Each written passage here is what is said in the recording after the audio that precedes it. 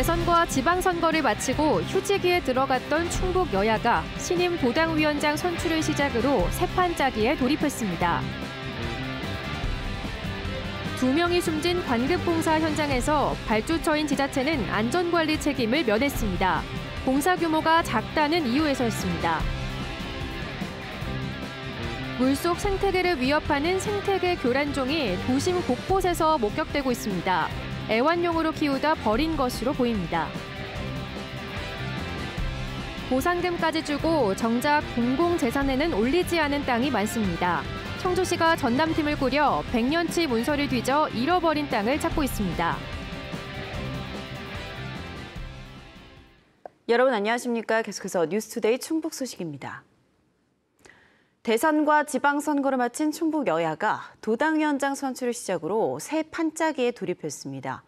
국민의힘에선 도당위원장 경력이 있는 경대수, 윤갑근 두 후보가 맞대결을 벌이게 됐고 더불어민주당은 이모선 의원을 추대하는 쪽으로 가닥을 잡았습니다.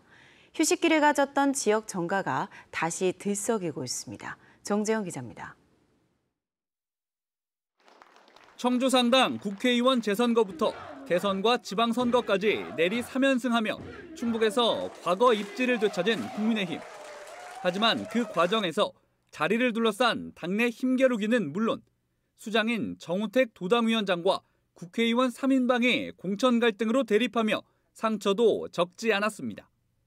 다음 총선까지 선거가 없는 만큼 차기 도당위원장은 현역 의원이 아닌 원외 당협위원장 등이 맡을 걸로 예상됐는데 결국 경대수, 윤갑근 두 후보가 도전장을 던졌습니다. 공교롭게도 둘 다 검사장 출신인데다 경대수는 2차례, 윤갑근은 1차례 국민의힘에 전신해서 도당위원장을 지낸 공통점이 있습니다. 검찰 출신 전직 도당위원장끼리의 맞대결. 국민의힘은 오는 22일 충북도당 대회를 열고 모바일 투표를 통해 다음 수장을 선출할 예정입니다. 대의원 650명의 표심에 따라 결과가 결정됩니다. 대선 이후 흐트러진 조직 정비를 강화하고 또 지방선거로 인한 공천 후유증, 갈등과 반목을 하루빨리 종식시켜서 화합과 소통으로 충북도당을 이끌어야 된다고 생각합니다.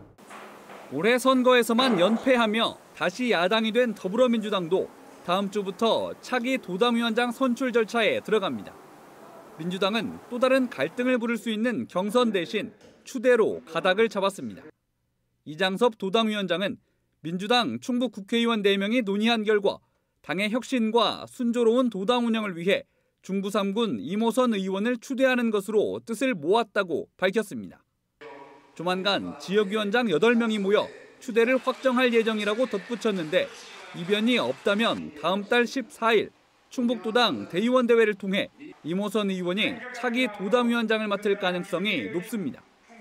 민주당 도당위원장 임기는 2년으로 다음 총선 전까지 조직 정비는 물론 여당이 된 국민의힘 견제를 통해 도당을 다시 일으켜 세워야 하는 무거운 책임을 안고 출발할 수밖에 없습니다. 김영환 도지사가 추진했던 현금성 공약이라든가 레이크 파크 이런 공약들이 과연 도민들에게 적정한지 우리 민주당 차원에서 준비를 해서 저희 나름대로의 정책을 이제 개발해야 되지 않을까? 이유는 다르지만 새 출발을 통해 정리해야 할 것도 해결할 것도 많은 거대 양당. 양쪽 모두 새 수장은 사실상 이달 안에 결정됩니다.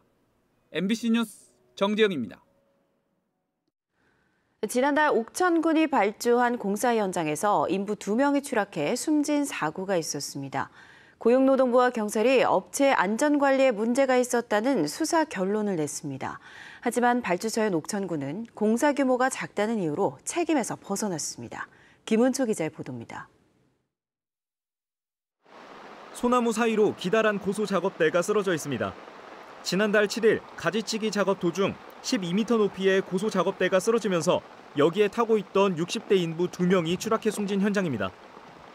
지면 경사가 5도 이하인 곳에서만 쓸 수 있는 장비인데 20도가 넘는 산 비탈에서 가동한 게 문제였습니다. 장비가 쓰러지는 걸 막을 지지대도 갖춰지지 않았습니다. 한 달이 넘게 지난 지금까지도 사고 당시 모습이 그대로 남아있는데요. 고소 작업대가 넘어진 위치를 보면 상당히 가파른 경사에서 작업이 이루어졌다는 걸 알 수 있습니다. 이거 가지고 어렵다.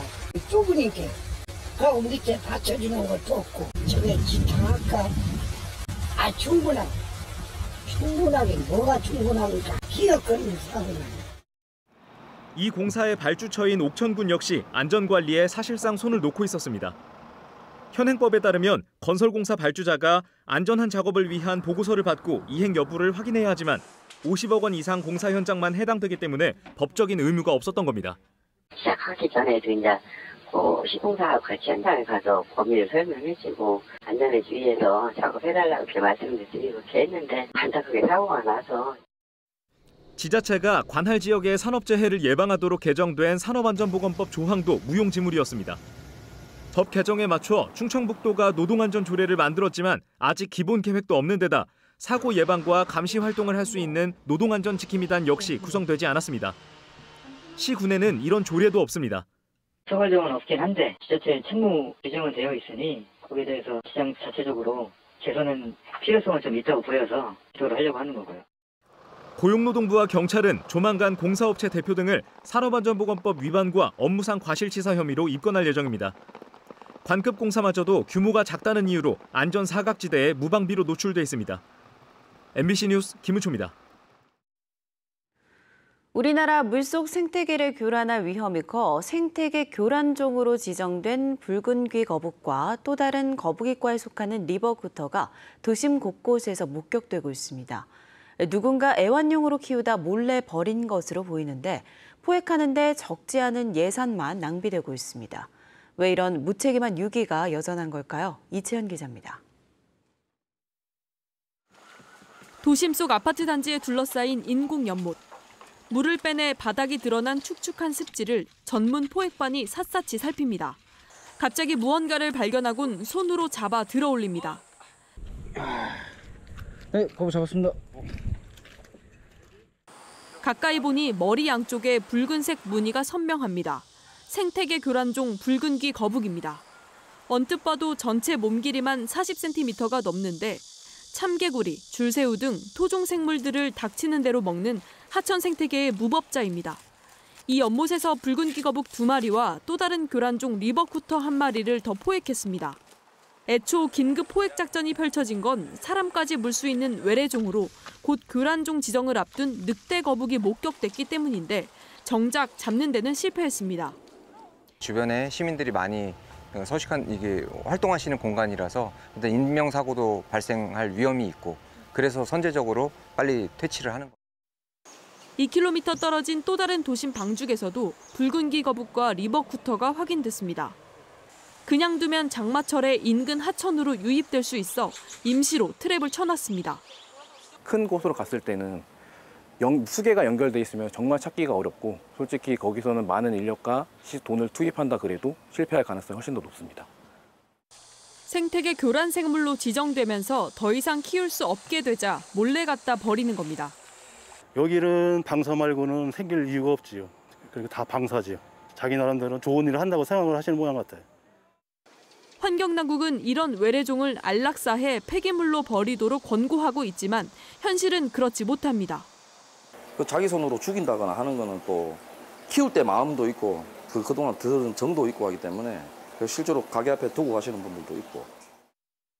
그렇다고 매번 누가 방사했나 일일이 증거까지 찾아내 처벌하기도 어렵습니다. 현재로선 지자체가 수시로 모니터링하며 포획하는 방법밖에는 없습니다. 사실상 실제로 방사한 현장을 목격했다는 등 직접적인 증거가 없으면은 그것이 이제 불법 방사했는지 직접 한 사람을 확인하기는 좀 어려운 상황이긴 합니다.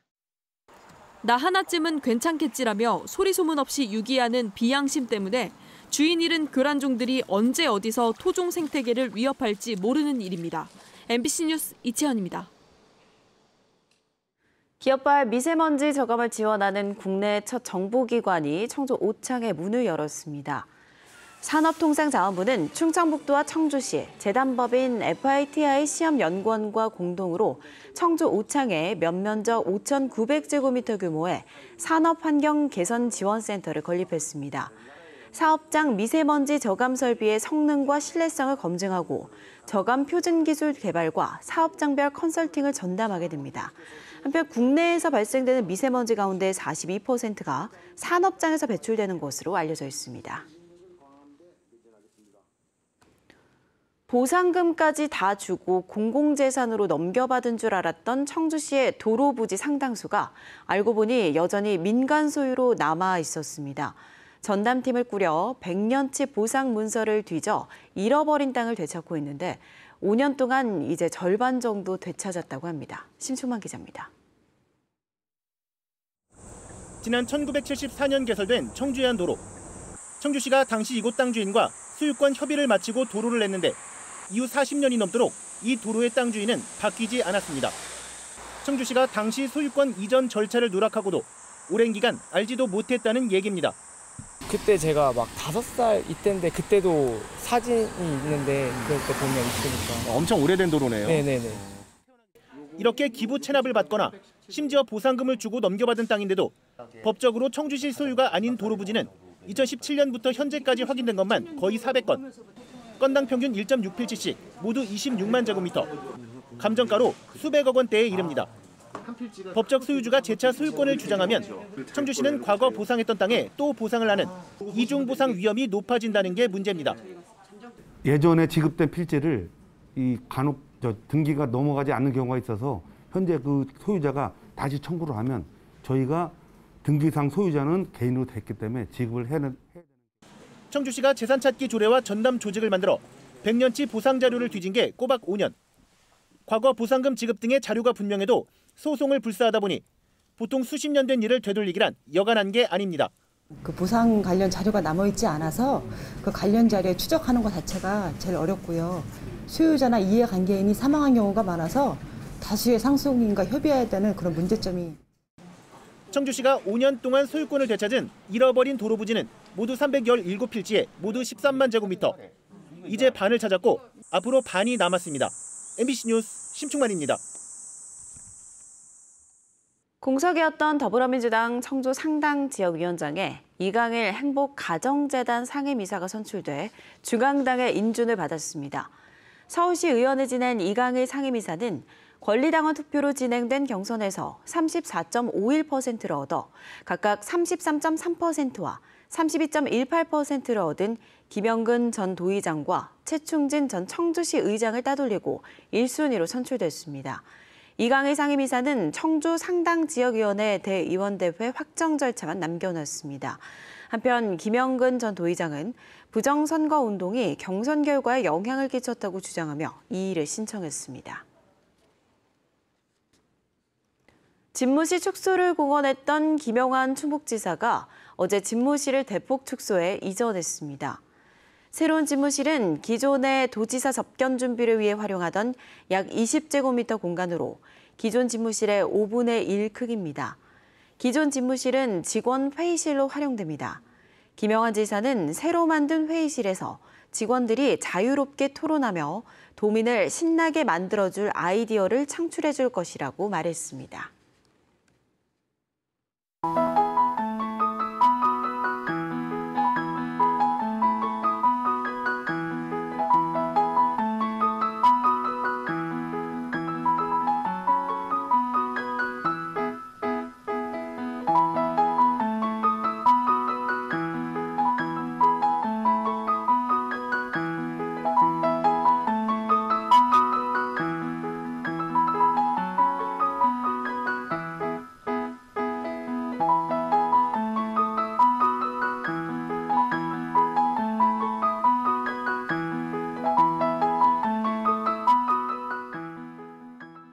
자신이 다니는 버스 회사에 불을 지른 60대 직원이 경찰에 붙잡혔습니다.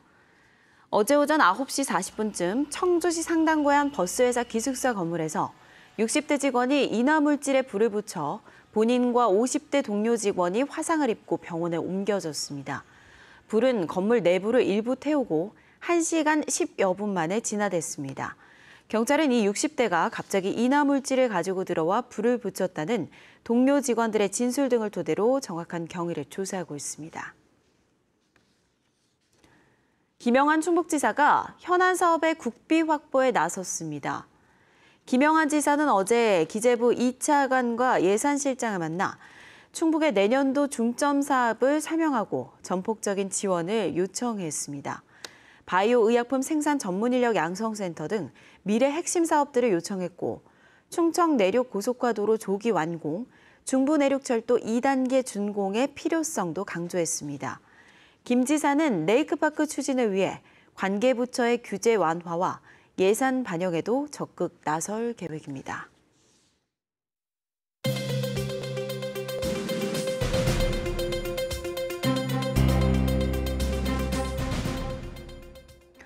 충주시가 수소 전기차 확대를 위해 수소차 한 대에 3,350만 원의 보조금을 지급합니다. 올해 보조금 지원 규모는 375대로 보조금을 받으면 자부담 4천만 원으로 구입이 가능합니다. 충주에는 현재 연수동과 봉방동에 수소 충전소가 대소원면과 이동식 충전소가 운영 중이고 목행동과 충주휴게소 창원 방향에서도 올해 안에 충전소를 가동할 예정입니다. 제천시의 세명대와 대원대 지원 사업이 축소될 전망입니다. 제천시에 따르면 민선 8기 김창규 시장은 최근 하반기 업무 보고에서 전입 등 지역에 도움이 되는 실제 파급 효과가 크지 않다며 세명대 재학생 해외 연수 비용 지원과 장학사업 재검토를 주문했습니다. 지난 민선 7기에서 세명대와 대원대에 지원된 예산은 재학생 해외 연수비 4억 원 등 24억 원으로 앞으로 관련 예산과 사업 축소가 불가피할 전망입니다. 코로나19로 운영이 중단됐던 증평 보강천 물놀이장이 3년 만에 재개장했습니다. 총 면적 3,000제곱미터 규모로 어린이 놀이시설 등을 갖춘 보강천 물놀이장은 무료로 이용할 수 있으며 재개장에 맞춰 간이 그늘막과 탈의실이 설치됐습니다. 다음 달 21일까지 주말과 공휴일에 운영하며 어린이집과 유치원 방학 기간인 이달 25일부터 2주간은 수요일부터 일요일까지 주 5일 운영합니다. 음성 지역의 음성 명작 복숭아 출하가 본격화되고 있습니다.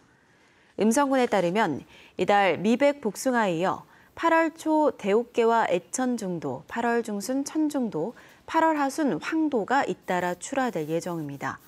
올해 음성에는 1,945개 농가가 1,249헥타르에서 복숭아를 재배하고 있으며 음성군은 지난해 농산물 통합 공동 브랜드인 음성 명작을 특허 등록했습니다.